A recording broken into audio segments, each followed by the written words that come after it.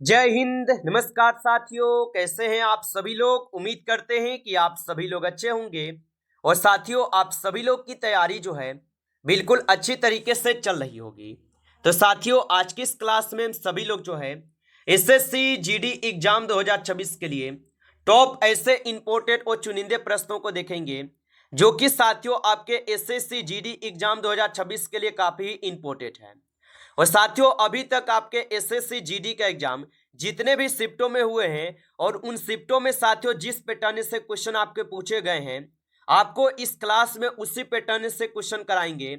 और जिन भी साथियों का पेपर अभी 19, 20 या 21 मई को है, उन साथियों के लिए क्लास जो है रामबाण क्लास साबित होंगे। तो आप इस क्लास को जरूर अच्छे से देखिएगा और इस क्लास में दिए जाने वाले इन सभी प्रश्नों को आप अच्छे से जरूर याद कर लीजिएगा, जिससे कि आप जो है अपने एग्जाम में सभी क्वेश्चन को आसानी तरीके से बना पाएंगे।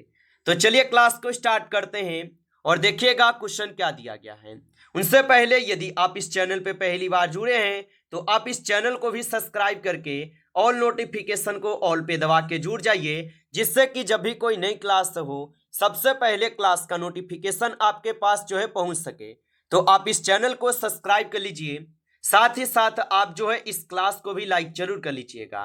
तो चलिए क्लास को स्टार्ट करते हैं और देखेंगे क्वेश्चन क्या पूछा है। क्वेश्चन पूछा गया है कि सत्य में जय शब्द किस उपनिषद से जो है लिया गया है। चलिए बताएंगे। ये सभी क्वेश्चन जो है काफी इंपोर्टेंट और चुनिंदे क्वेश्चन हैं, जो कि आपके एग्जाम में 100% आपको ये सभी क्वेश्चन पूछे जाएंगे। और बताइए कि सत्य में जयते शब्द किस उपनिषद से लिया गया है।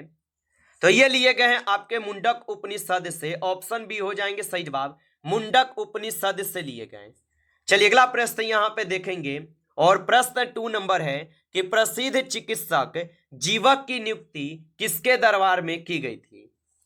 तो प्रसिद्ध चिकित्सक जीवक की नियुक्ति किसके दरबार में की गई थी। तो इनकी नियुक्ति किए गए बिंबिसार के दरबार में। ऑप्शन बी हो जाएंगे सही जवाब, बिंबिसार के दरबार में। चलिए अगला प्रश्न देखेंगे और 3 नंबर प्रश्न है कि अपने महापरिनिर्वाण से पहले बुद्ध ने अपना अंतिम उपदेश कहाँ दिया था। तो अपने महापरिनिर्वाण से पहले बुद्ध ने अंतिम उपदेश कहाँ पे दिए थे। तो ये अंतिम उपदेश दिए थे वैशाली में। ऑप्शन ए हो जाएंगे सही जवाब, वैशाली में दिए थे। चलिए अगला प्रश्न यहाँ पे है कि 4 आर्य सत्य की अवधारणा निम्नलिखित धर्मों में से किसकी है। चलिए बताइए। तो याद रखेंगे कि 4 आर्य सत्य की अवधारणा निम्नलिखित धर्मों में से किससे है। तो आप बताएंगे ये हो जाएंगे आपके बौद्ध धर्म से। ऑप्शन यहाँ पे डी करेंगे सही जवाब, बौद्ध धर्म से होगा। चलिए अगला प्रश्न यहाँ पे 5 नंबर है, निम्नलिखित में से किस राजा ने प्राचीन भारत में मौर्य साम्राज्य की स्थापना की थी।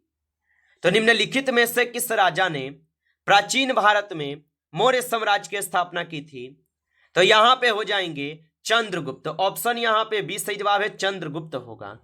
चलिए अगला प्रश्न देखेंगे और 6 नंबर है कि भारत के प्राचीन इतिहास के संदर्भ में अशोक स्तंभ का संबंध निम्नलिखित में से किस स्थान से है। तो भारत के प्राचीन इतिहास के संदर्भ में अशोक स्तंभ का संबंध निम्नलिखित में से किस स्थान से है। तो ये हो जाएंगे सांची से।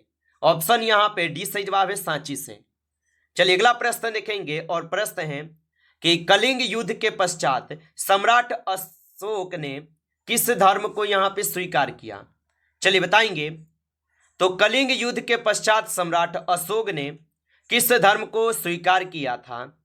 तो ये स्वीकार किए थे बौद्ध धर्म को। ऑप्शन बी हो जाएंगे सही जवाब, बौद्ध धर्म को स्वीकार कर लिए।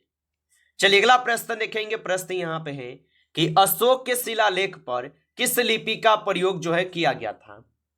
चलिए बताएंगे आप। तो अशोक के शिलालेख पर किस लिपि का प्रयोग किया गया था। तो इन पर किए गए थे ब्राह्मणी लिपि का प्रयोग। ऑप्शन ए हो जाएंगे सही जवाब, ब्राह्मणी लिपि का प्रयोग हुआ था। चलिए अगला प्रश्न देखेंगे कि मोहम्मद गौरी और पृथ्वीराज चौहान के बीच कौन सी लड़ाई लड़ी हुई थी। तो मोहम्मद गौरी और पृथ्वीराज चौहान के बीच कौन सी लड़ाई हुई थी। तो इनके बीच हुए थे तराइन की लड़ाई। ऑप्शन ए यहाँ पे सही जवाब है, तराइन की लड़ाई लड़े गए। चलिए अगला प्रश्न देखेंगे और प्रश्न यहाँ पे है, निम्न में से कौन सा विदेशी यात्री अपने संबंधित देश के साथ मेल नहीं खाता है? चलिए बताएंगे। तो निम्न में से कौन सा विदेशी यात्री अपने संबंधित देश के साथ मेल नहीं खाता है? तो यहाँ पे आपको कौन लग रहा है? तो आप बताएंगे कि यहाँ पे 10th नंबर में जो इब्न बतूता है ये मोरक्को के नहीं थे। ऑप्शन यहाँ पे डी सही जवाब होगा, याद रखेंगे। चलिए अगला प्रश्न देखेंगे और 11th क्वेश्चन है, वास्को डी गामा 1498 में भारत में कहाँ आया था? तो याद रखेंगे कि वास्को डी गामा जो है ये 1498 में आए थे और ये भारत में कहाँ पे आए थे? तो आप बताएंगे ये कालीकट आए थे। ऑप्शन सी सही जवाब है, कालीकट।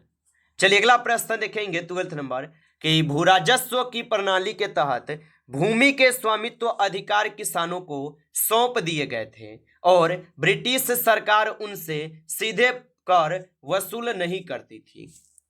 तो आप बताएंगे ये रैयतवारी हो जाएंगे। ऑप्शन बी सही जवाब है, रैयतवारी होगा। चलिए अगला प्रश्न देखेंगे। प्रश्न यहाँ पे है 1853 में किन दो स्टेशनों के बीच पहली ट्रेन का उद्घाटन किया गया था? तो 1853 में दो स्टेशनों के बीच पहली ट्रेन का उद्घाटन किया गया था। तो ये किए गए थे मुंबई और थाने के बीच। ऑप्शन यहाँ पे सही जवाब है, मुंबई और थाने के बीच।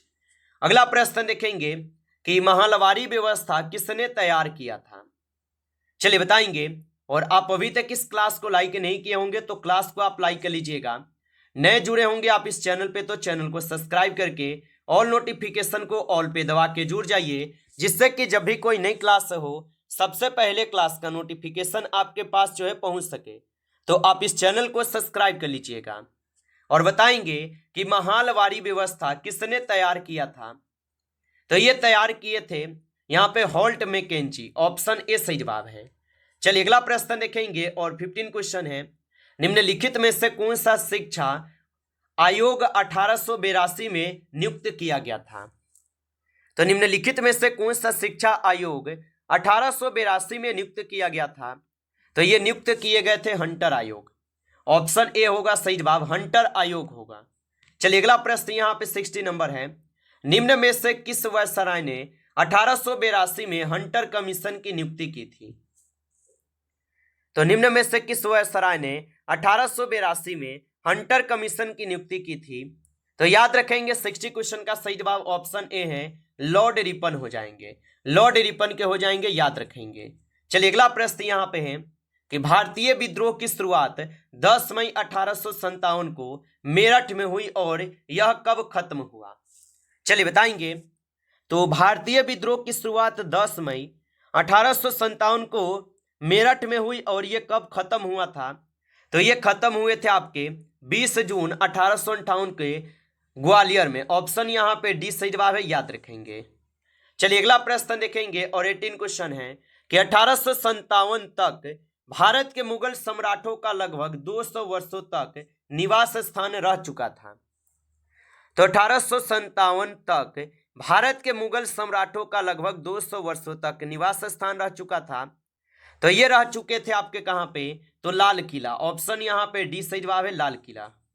चलिए अगला प्रश्न देखेंगे और 19 क्वेश्चन है कि भारत में 1857 के विद्रोह के दौरान मुगल सम्राट कौन था? तो भारत में 1857 के विद्रोह के दौरान मुगल सम्राट कौन था? तो यहाँ पे 19 क्वेश्चन का सही जवाब ऑप्शन यहाँ पे सही होगा, बहादुर शाह द्वितीय होगा। ऑप्शन यहाँ पे सही जवाब है, बहादुर शाह द्वितीय होगा। चलिए अगला प्रश्न देखेंगे और प्रश्न है कि 1857 के विद्रोह को भारत के प्रथम स्वतंत्रता संग्राम की संज्ञा किसने प्रदान की? तो याद रखेंगे कि 1857 के विद्रोह को भारत के प्रथम स्वतंत्रता संग्राम की संज्ञा किसने प्रदान की थी? तो ये संज्ञा प्रदान किए गए थे आपके बीडी सावरकर के द्वारा। ऑप्शन डी सही जवाब है, बीडी सावरकर के द्वारा। चलिए अगला प्रश्न यहां पे है कि दीर्घ संधि का उदाहरण है। तो दीर्घ संधि का जो उदाहरण होगा यहां पे हो जाएंगे गुरु उपदेश। ऑप्शन यहां पे सही जवाब है, गुरु उपदेश होगा। चलिए अगला प्रश्न यहां पे है कि सत्यानाश का सही संधि विच्छेद क्या होगा? चलिए बताएंगे। ये सब हिंदी के क्वेश्चन है 21 से कि सत्यानाश का सही संधि विच्छेद क्या होगा। तो सत्यानाश का अगर सही संधि विच्छेद देखेंगे तो सत्य जोड़ नाश हो जाएंगे। ऑप्शन ए करेंगे सही जवाब, सत्य जोड़ नाश होगा।